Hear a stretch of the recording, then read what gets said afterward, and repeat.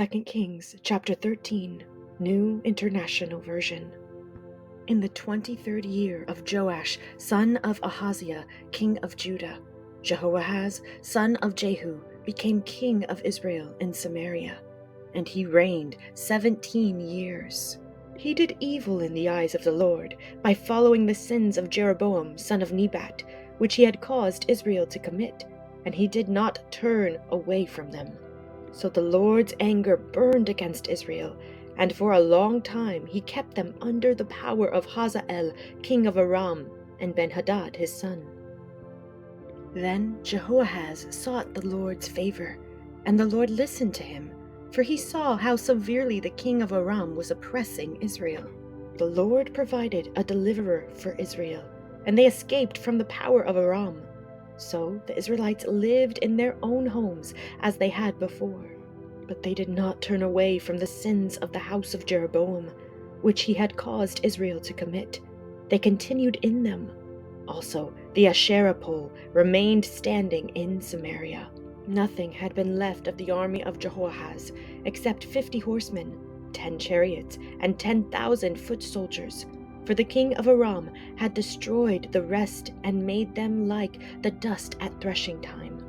As for the other events of the reign of Jehoahaz, all he did and his achievements, are they not written in the book of the annals of the kings of Israel?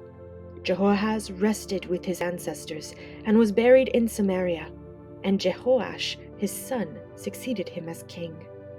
In the 37th year of Joash king of Judah, Jehoash, son of Jehoahaz, became king of Israel in Samaria, and he reigned 16 years. He did evil in the eyes of the Lord, and did not turn away from any of the sins of Jeroboam, son of Nebat, which he had caused Israel to commit. He continued in them.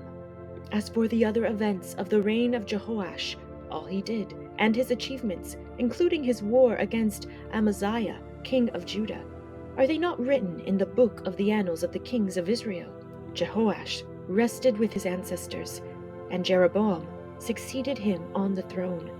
Jehoash was buried in Samaria with the kings of Israel. Now Elisha had been suffering from the illness from which he died. Jehoash, king of Israel, went down to see him and wept over him. my father, he cried. "The chariots and horsemen of Israel."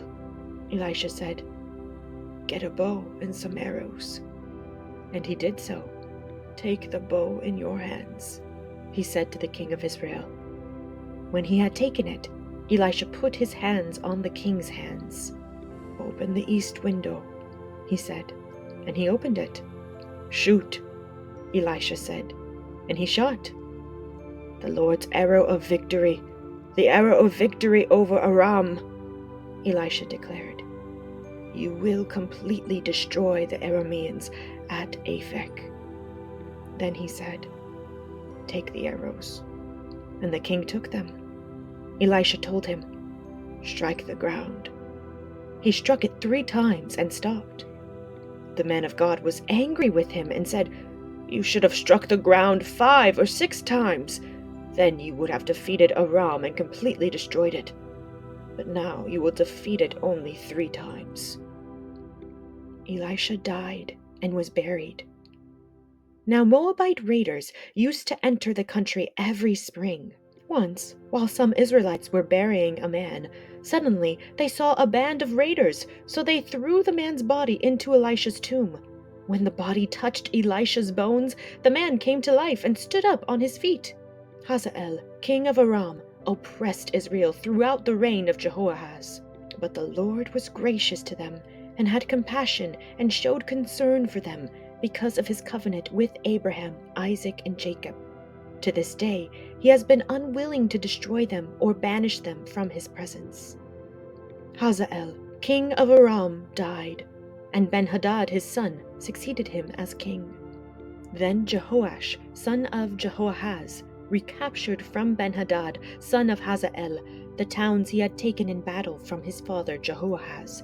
3 times Jehoash defeated him, and so he recovered the Israelite towns.